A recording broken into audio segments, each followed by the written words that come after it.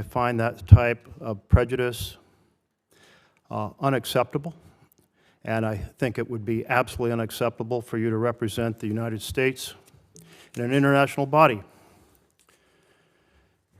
So I find all of that very, very troubling. But I also find it troubling that your resume is pretty thin for this position. You did serve as Deputy Assistant Secretary for Fish, Wildlife, and Parks.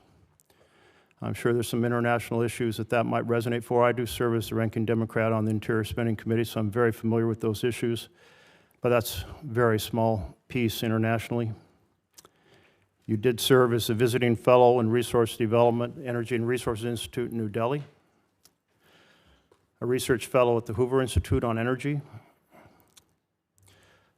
But I believe, and I'll just ask it plainly in case I'm mistaken, you have not served for the United States previously on the U.S. mission to the UN. Is that correct? That's correct, Senator. Thank you. And I believe you have not served in an international organization. Is that correct?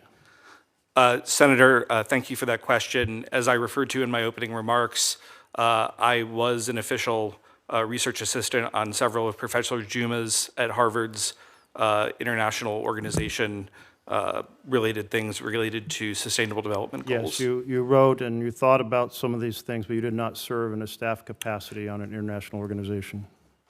Senator, thank you for that question. That is correct. Okay. And have you served in any position in a diplomatic role with the State Department? Senator, I have not, although of course I had many opportunities to do track 2 diplomacy while working with Secretary Schultz.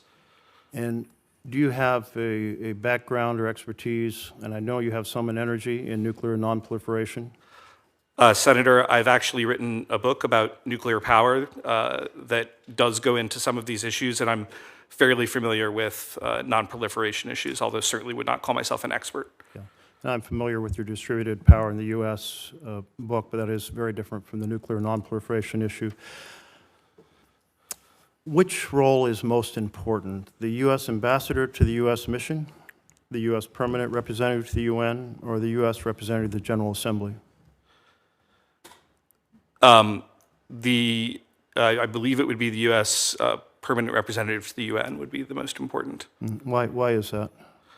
I believe, and Senator, I may be incorrect on this, that it's simply the highest ranking of those positions. That is the role to the Security Council rather than to the UN as a whole. The U.S. is a member of IAEA and IOM and ICAO and FOA and ITU. Which do you think the U.S. should be committed to funding in 2026? Senator, I can simply tell you I've not been party, obviously, to the funding or defunding decisions, although thank you for your question.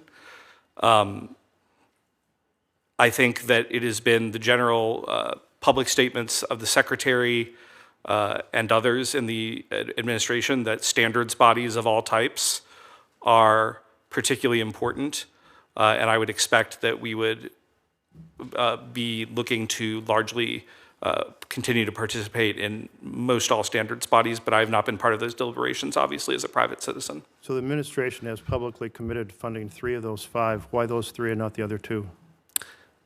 Senator, thank you for that question. And I simply, as a private citizen, I don't have insight as to why they have chosen to fund, other than as the generality that if we felt missions were duplicative, if we felt that U.S. interests were not being looked after, or if we felt that they were being run contrary to U.S. interests, that we did not want to participate in those organizations. Are you familiar with which of the 3 of the 5 they actually committed to funding?